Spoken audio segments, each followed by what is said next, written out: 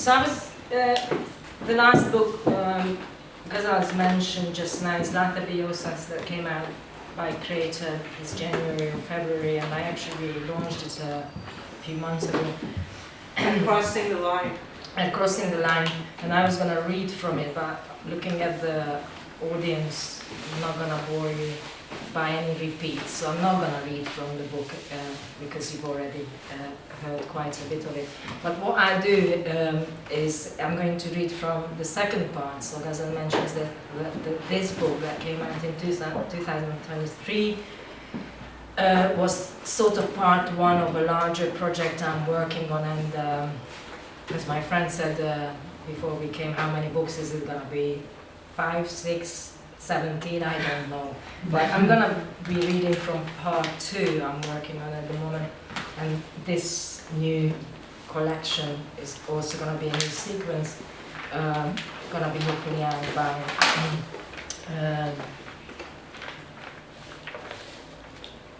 potentially this end of this year. At the moment the collection's draft title is let's say, I don't know yet, but at the moment it's apropos anostos or on homing in on. Pretty much the continuation of the conversation I'm starting in the book you've already heard me reading from a few months ago. I'm gonna try and cut it short, but even the short poems are a little long, so I hope I'm not gonna run out of time. And the reason I've also decided to read from this is because actually Pamenar magazine published a couple of this, so I thought that's how I fit in to tonight's reading, even though I'm a little random and odd the in and out.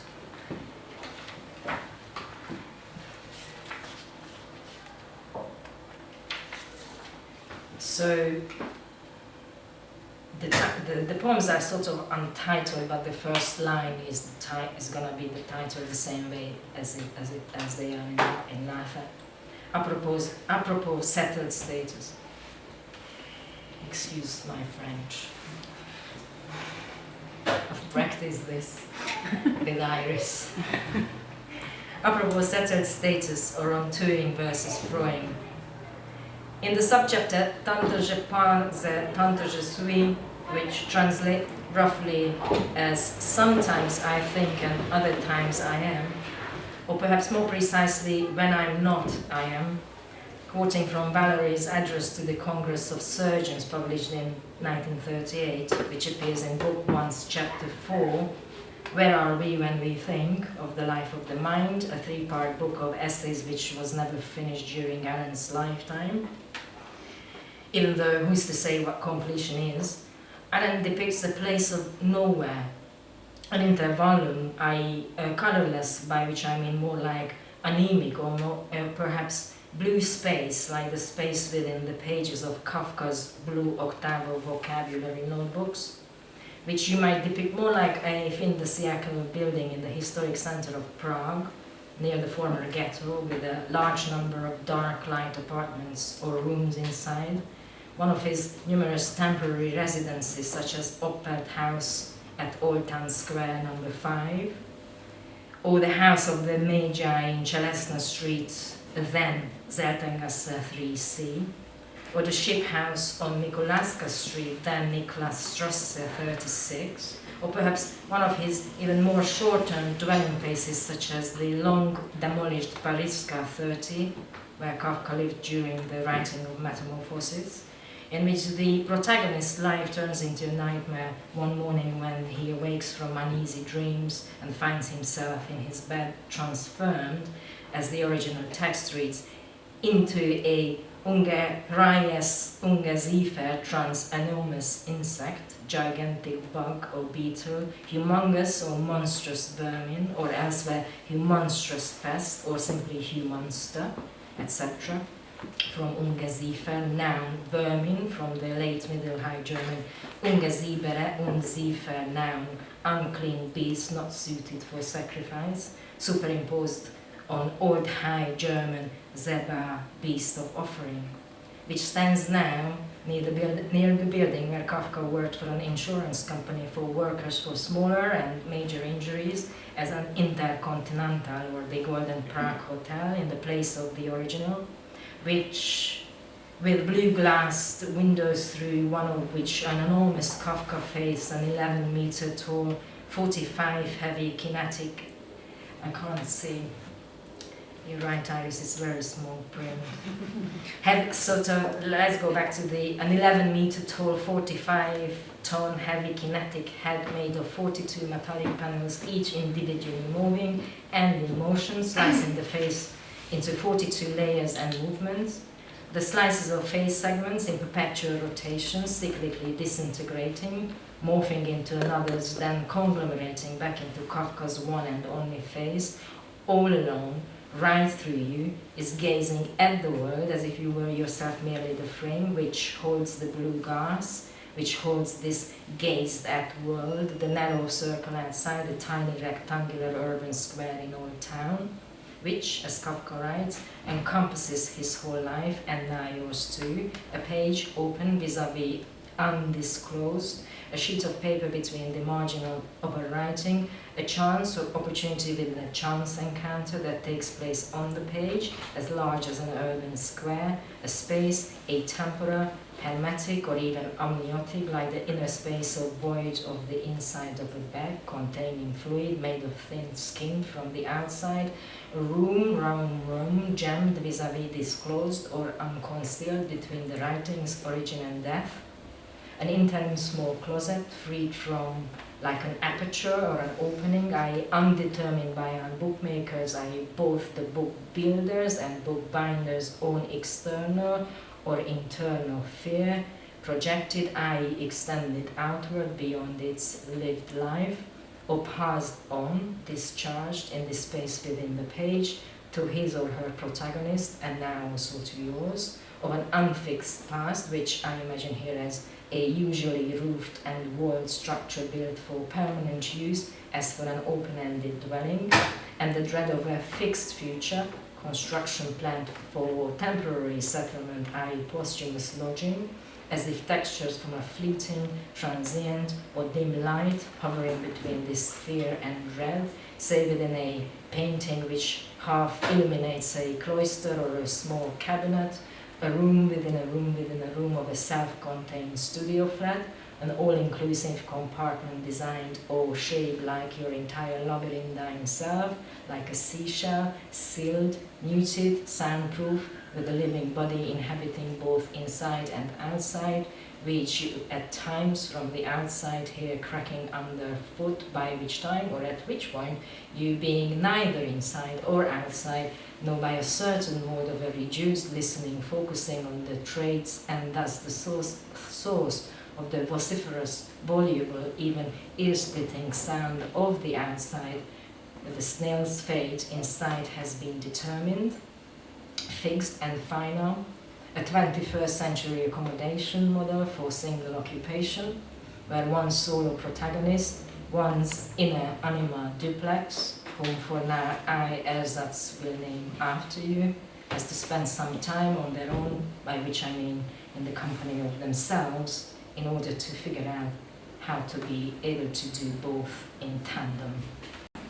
I found the first page. So the sort of non-title is apropos the dialogue duplex. Apropos the dialogue duplex, the S-T. Alternatively, let's imagine an ataraxic room, a space within such a no place, say another blue or bluish room in the library of the ruins of the Via of the Papyri in Herculaneum. In there a secret date or rendezvous or chance encounter, arranged as if by accident, i.e. by chance, pre-arranged by yourself, with yourself in a single twin or double room of the remains of the ancient bibliotheca, where your private or antisocial, unknown, secret self, unknown secret even to yourself, is invited by way of some socially friendly, awkward mingling to discourse or converse with you, with your impersonal, I understood as reluctantly shared self, both of you feeling at once at ease and familiar with the other, amused, hesitant, curious, fascinated, floating even, sat on or just above a tete-a-tete settee. One of those S-shaped conversationalist double chairs or two-seat sofas, sometimes designed often after the shape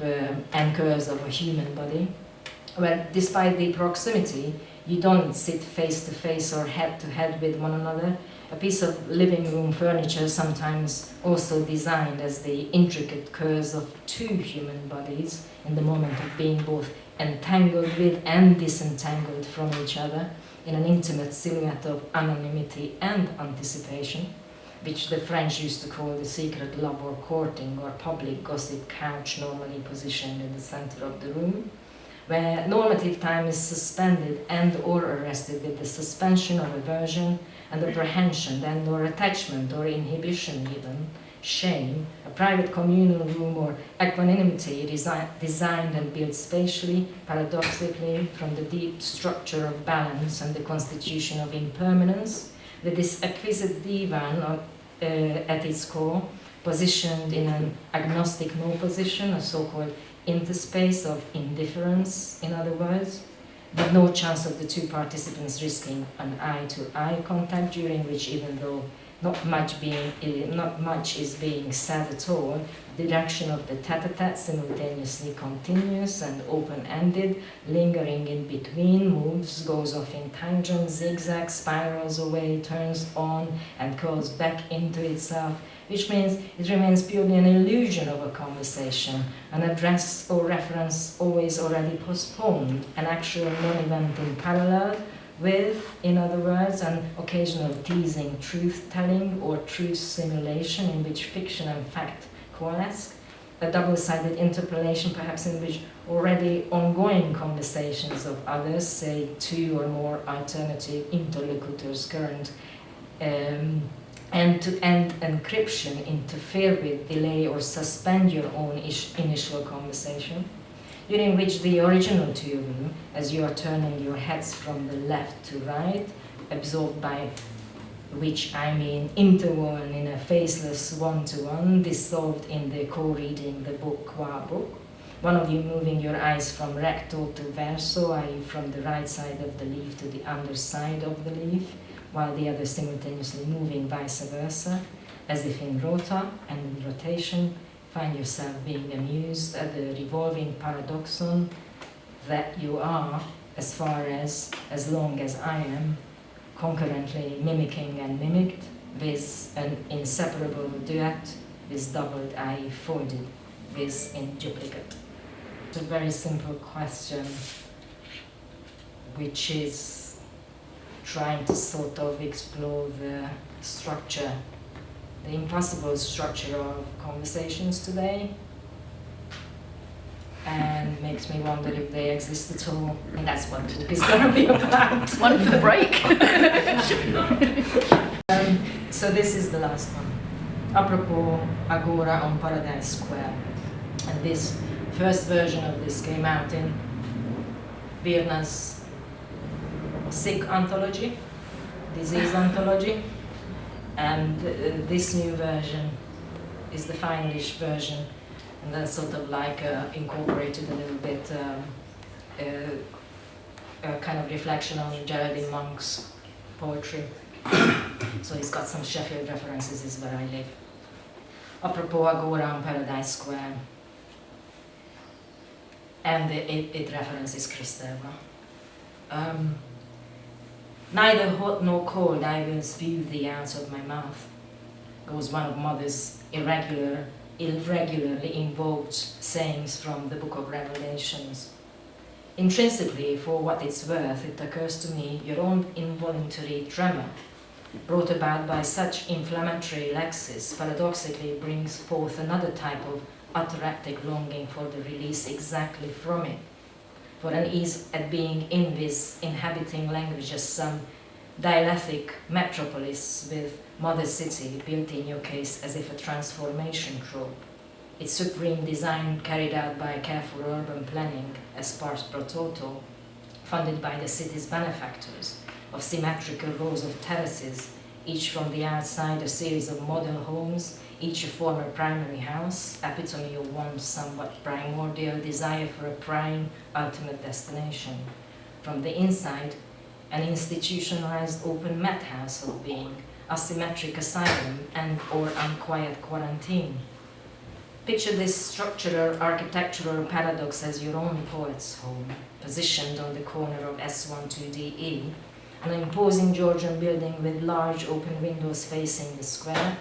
which of this precise moment in time is thronged by the campaigning crowd, by one of which, look, the figure of your poet figurine is framed, caught in the middle of chanting a poem in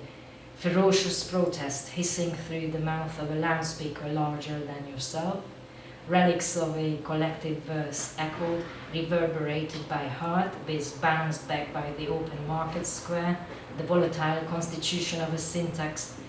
excluding and or including you, which offers you the illusion of a language cradle, a kind of confoundation of banner and malediction, which is simultaneously secure and or wobbly, both a safe or hazardous temporary and finite linguistic construction, which, being inherently inconsistent, both mobile and immobile, both holds your body and gives this very same and other body up, an opening kind of life sentence drawn out of a metaphorical mouth, which in 3D you could imagine as a lopsided cradle, cage, or cave,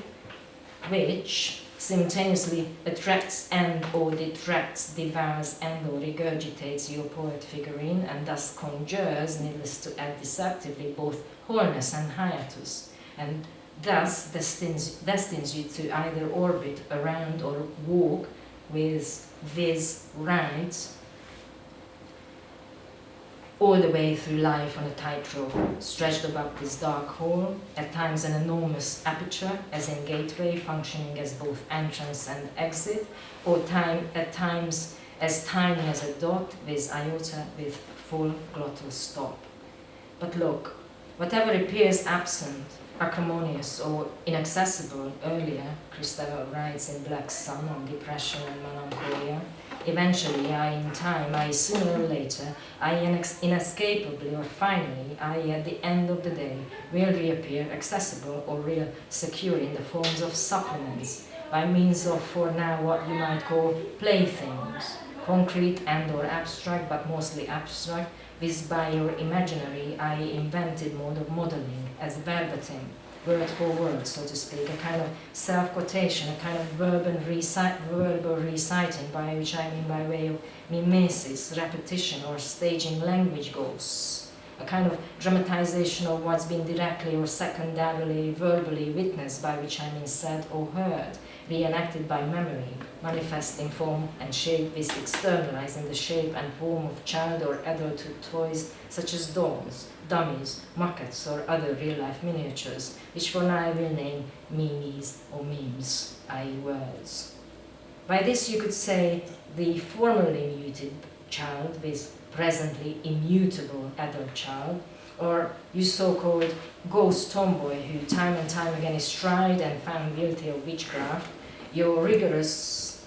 loyal phantom stenographer is resourceful and thus, whichever way possible, will automatically attempt to act out her long-planned soft rebellion to fix this caesura, to replace language lost retrospectively, and populates the gap prospectively, the hiatus of the approving and or disapproving mouth, inflate absence with disappearance, with the pretense of a kind of presence, secure the fragile framework of one's first original house, by which I mean a kind of healthcare resort, say a sanatorium, a clinic or a spa or a floating boathouse even, or say a working class terraced house in S11, by way of replicating its exact structure by, say, with and from the architecture or design of an origami sentence. You know the score, the algorithms of a sentence. If you say A, you mustn't also say B, nor fuse the two. Otherwise, you might sound like the amnesiac child who, when questioned post-event with retrospectively, with posthumously, couldn't decide whether she was the victim or the witness, and when her memory probed and her mouth finally unsealed, could not remember whether she was or wasn't here, or here she wasn't, or here she was, or if she perhaps wasn't, was at all.